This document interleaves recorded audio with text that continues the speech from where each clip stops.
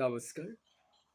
অসমবাসী ৰাইজলৈ পুনৰ সেৱা জনাই শুভবাৰ্তা প্ৰেৰণ কৰিব বিচাৰিছোঁ আৰু ভুললৈ ক্ষমা কৰি দিব। আপোনালোকে মাথো কিছুদিন সময় অপেক্ষা কৰক।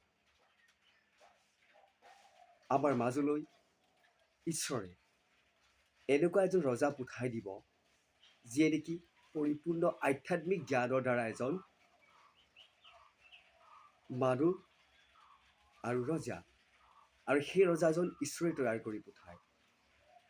আপুনি মই নোৱাৰোঁ। আমি কেৱল মানুহ গঢ় দিয়াটো, মানুহ তৈয়াৰ কৰাটো, মানুহ বনাটো দূৰৈৰ কথা। আমি দানৱহে সৃষ্টি কৰাইছোঁ আজিৰ সমাজত, আজিৰ পৃথিৱীত, যাৰ ফলত সকলো অশান্তিৰ সৃষ্টি দেখা দিছে। সেয়েহে আমি জনাটো খুবেই প্ৰয়োজন। আমাৰ মাজত আমি কোনো হিংসাৰ ভাৱ সমালোচনাৰ মনলৈ আনিব নালাগে। এতিয়া যদি এখন গাঁৱত এখন ফুটবল খেল হয়, সেই খেলখনত 3খন গাঁৱৰ যদি মিলি সেই খেলখন পতা যায় বা উপভোগ কৰা যায়, তাৰে হয়তো এখন গাঁও সেই টীমটোলৈ, হয়তো আৰু এখন গাঁও ওচৰৰ গাঁওখনৰ টীমটোলৈ, তেনেকৈ খেলখন হাৰা জিৰা আৰু উপভোগ কৰা যায়, আনন্দটো পোৱা যায়। ঠিক তদ্ৰূপ ৰাজনীতিক সমাজখন বা ৰাজনীতিক জগতখন তেনেধৰণৰ হ'লেহে আমি শান্তিয়ে পাম, যে ভাগ্য তেওঁৰেই এইখন অসমত ৰজা হোৱাটো, হয়নে? এতিয়া আমি কেৱল দেখিছোঁ ৰজাৰ যিটো জ্ঞান থাকিব লাগে সেইটো নাই, কেৱল সমালোচনা সমালোচনা সমালোচনা, যাৰ ফলত সৰু সৰু মানুহখিনিৰ ওপৰত বেয়া প্ৰভাৱ পৰিছে। এতিয়া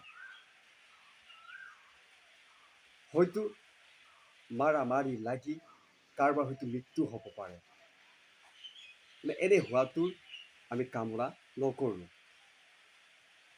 গতিকে সেইকাৰণে কৈছোঁ, যিজন নেকি আধ্যাত্মিক ৰজা, সি পৰিপূৰ্ণ মানুহৰূপে বা মানুহ তৈয়াৰ হৈ আহিব আমাৰ মাজলৈ।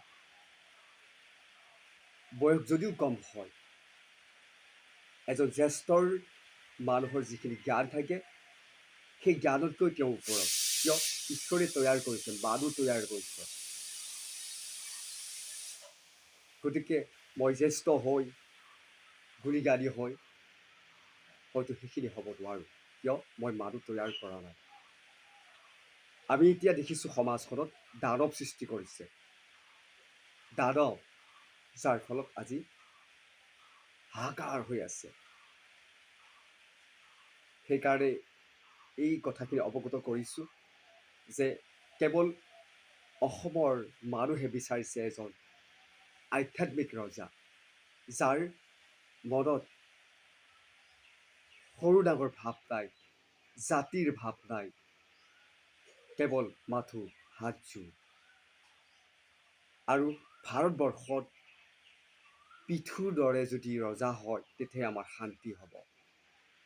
আপোনালোকে জ্ঞাত, একমাত্ৰ এই ভাৰতবৰ্ষত পৃথু ৰজাহে প্ৰজাৰ শান্তি দিব পাৰিছিল। এতিয়া আমাৰ ৰজাসকলে জানো দিব পাৰিছে? তো পৰা নাই। আপোনালোকে এইকেইদিন ছ'চিয়েল মিডিয়াত খুবেই চাই আছে, ইজনে সিজনক সমালোচনা ইত্যাদি। যদি এই খেলখন আমি যদি উপভোগ নকৰোঁ, জিনিব পাৰিবনে? খেল খেলেই হৈ থাকিব, কোনো দৰ্শক নহ'ব চাবলৈ। গতিকে ইমান ডাঙৰ বস্তু নহয়। আপোনালোকে কি ভাবিছে মই বুজি পোৱা নাই। এখন এখন খেল, ফুটবল দৰে খেল, আৰু সেই একেখিনি মানুহেই যদি উপভোগ নকৰে, খেলৰ অৰ্থ আনন্দ জানো পাব? কেতিয়াও নাপায়। এনেহেন ভাবি আমি ৰাজনীতিক দলৰ বা প্ৰতিনিধিসকলক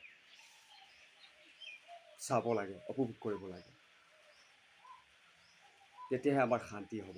আমি জানিব লাগে যে তেওঁৱে ভাগ্যস্বৰূপ, তেওঁকেই ঈশ্বৰে যোগ্যতা, সেইকাৰণে ৰজা হ'ল, হয়নে নহয়? এতিয়া আমি যিটো দেখিছোঁ, এটা বেয়া প্ৰভাৱ পৰিছে। গতিকে সেনে ৰজা ঈশ্বৰে ক্ষমা নকৰে, ঈশ্বৰে নাৰাখে। আৰু ঈশ্বৰেও বিচাৰি আছে যে এই জীৱশ্ৰেষ্ঠ মানুহক শান্তি দিব পাৰিব একমাত্ৰ আধ্যাত্মিক জ্ঞান থকা ৰজাজনেহে। এতিয়া হাহাকাৰ, কিবা যেন শান্তি আহিছে, তোক শান্তি অহা নাই।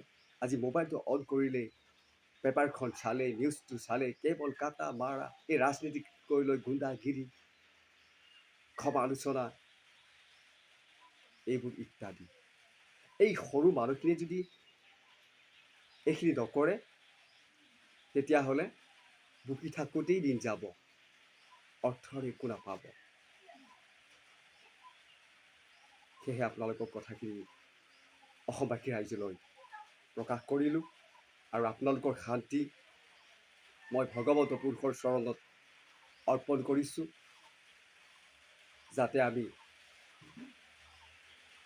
পূৰ্ণ মানুহৰূপে জীৱশ্ৰেষ্ঠ মানুহ হৈ পৰিচয় দিব পাৰোঁ এইখন পৃথিৱীত,